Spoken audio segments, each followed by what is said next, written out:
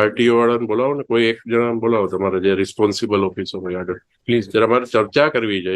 please, you are please, my lord. Preventing me My lords, I cannot, I can, my lords. શું ચાલે છે તમારા આરટીઓમાં? તમારે transfer vehicle કરવા આવે, કેટલા ટાઈમે તમે ટ્રાન્સફર કરો છો વ્હીકલ? ઓનરશિપ ઓનલાઈન કરે કોઈ એપ્લિકેશન? 6 મહિના સુધી તમે ટ્રાન્સફર નથી કરતા?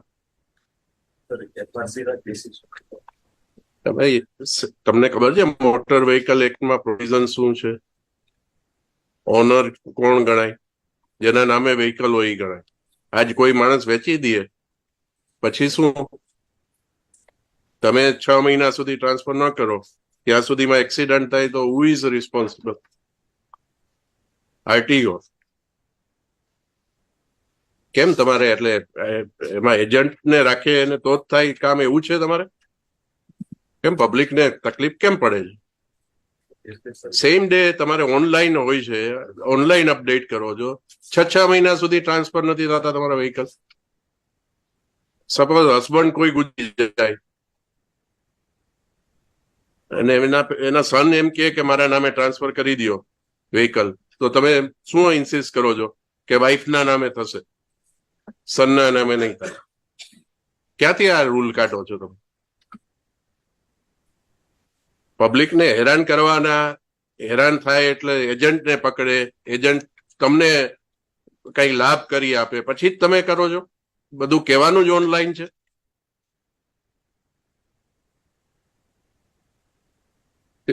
ફિટનેસ સર્ટિફિકેટમાં કેટલો ટાઈમ લો છો? ક્યારેય ચેક કરો છો રોડ ઉપર જઈને કે ફિટનેસ સર્ટિફિકેટ કેટલાનું છે? કેટલી રિક્ષાઓ અમદાવાદમાં ફરે છે જેમાં એના સર્ટિફિકેટ નથી, પરમિટ નથી? તમે બેસીને ખાલી એક એજન્ટ સાથે તમારું લાયઝન કરવાનું? આ પબ્લિક માટે તમે આરટીઓ ચલાવો છો કે કોઈ એજન્ટ માટે ચલાવો છો કે તમારા સ્ટાફનો લાભ થાય એના માટે ચલાવો છો? પેમેન્ટ તો આ કરે છે ને ગવર્મેન્ટ, પગાર તો તમને આપે છે ને ટાઈમસર. કેમ માણસોને મુશ્કેલી પડે? ઓનલાઈન થાય તો સેમ ડે થવું જોઈએ. તમે એક પણ વસ્તુ મને જસ્ટિફાઈ કરો કે કઈ વસ્તુ તમે સેમ ડે કરો છો?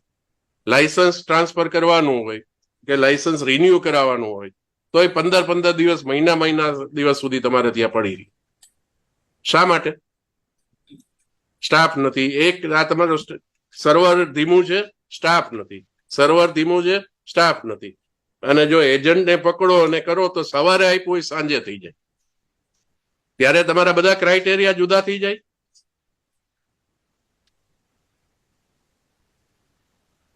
તમારે સુધારો કરવાનો હોય તો નહીતર અમારે અમને આમાં ઓર્ડરમાં અમે લખવાના જ છીએ.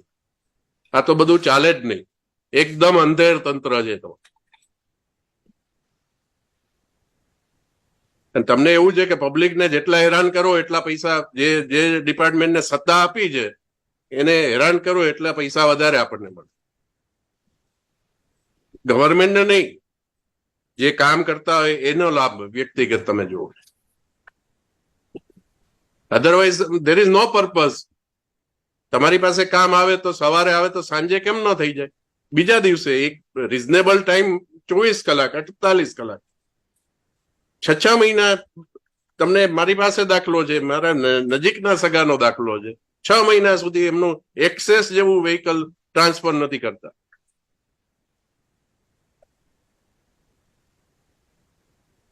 કઈક ગમે એવી ઇન્કવાયરી ઉભી કરશો કે પાન કાર્ડ નથી આપ્યું, આધાર કાર્ડ, તો તમે જયારે એક્સેપ્ટ કરો છો ત્યારે નથી ખબર પડતી? તમારે શું સિસ્ટમમાં કરેક્શન કરવાનું? મને વ્યક્તિગત કોઈ સામે વાંધો નથી, પણ તમારો જે એરિંગ ઓફિસર હોય, તમારો સ્ટાફમાં ઘણા ખૂબ સારું કામ કરતા હશે, પણ જે નથી કરતા અને જેની મેન્ટાલિટી આવી છે, માણસોના કામ દબાવી રાખે છે, એનું કઈ કરવાનું નથી તમારે? તમે શું છો? તમારી પોઝિશન શું છે? આરટીઓ.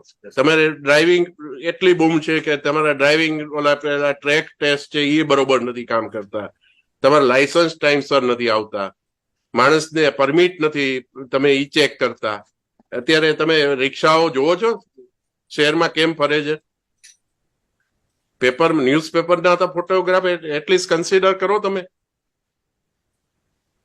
કઈ રીતે હોય છે? બહાર પેલા દફતર લટકાયેલા હોય છે, 10 પેસેન્જર ભર્યા હોય છે, તમે કઈ રીતે પરમિટ કરો છો?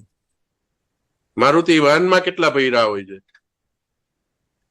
અહીંયા તમે ઇસ્કોન સર્કલ ઉપર ક્યારેય જોયું છે તમે?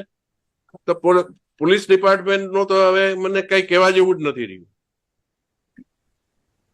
ત્યાં ઓલી પેલી પ્રાઇવેટ કાર ત્યાંથી જતી હોય, ત્યાં પેસેન્જર ભરવા રસ્તા વચ્ચોવચ્ચ ઉભા હોય, એની બાજુમાં એસટી બસ ઉભી રહી, એની બાજુમાં ટ્રાવેલ્સની બસ ઉભી રહી, એટલે પબ્લિકે જવાનો રસ્તો જ નહીં.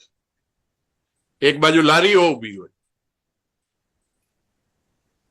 પબ્લિકને તમે શું સમજીને બેઠા છો કે કોઈ માણસ આવીને બળવો કરશે ત્યારે જ તમે કંઈક કરશો? સત્તા છે તો તમે એનો સદુપયોગ શા માટે નથી કરતા? આ તમારું ફંક્શન છે. અમારે આવીને તમને આ સમજાવવાનું હોય કે લેક્ચર આપવાનું હોય?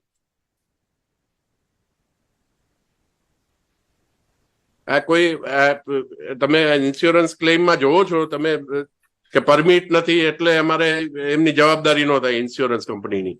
પેલું લાયસન્સમાં ખામી છે એટલે જવાબદારી ન થાય.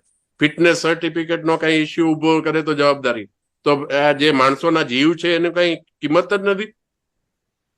સરકારની જવાબદારી શું? રાજ્ય સરકારની જવાબદારી તો કઈ હોય ને. તમે રાજ્ય સરકારનું જ અંગ છો ને, અને આપણે પબ્લિક સર્વન્ટ છીએ, પબ્લિકની સેવા કરવાની. તમે આંકડાઓ આપે રાખો છો કે અમે આટલા કેસ કર્યા, આટલું આમ કર્યું, આ ડ્રાઈવ ચલાવી. ડ્રાઈવ શું કામ ચલાવવી પડે? આ તમારું 365 ડેઝ નું કામ છે.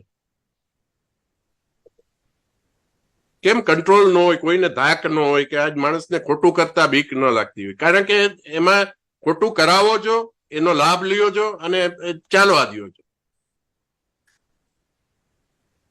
ઓલા સ્કૂલ વર્ધી એસોસિએશન વાળા એક ખાલી તમાશો કરે, તમારે એટલું જ જોતું હોય, એક નક્કી હોય, એક અન્ડરસ્ટેન્ડિંગ હોય, તમે કરશો એટલે અમે 1.5 મહિનો છૂટ આપશું, 2 મહિના છૂટ આપશું, પછી કઈ એક્શન જ નહીં લેવા. કારણ કે તમને બધાને એમાં ફાયદો થાય, કોઈક ને કોઈક. અધરવાઇઝ શું રીઝન છે? તમારી ડ્યુટી છે, કેમ ડ્યુટી નથી કરતા?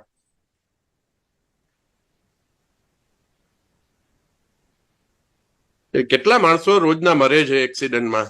જવાબદાર કલ્પેબલ નેગ્લિજન્સ તમારું પણ આવશે.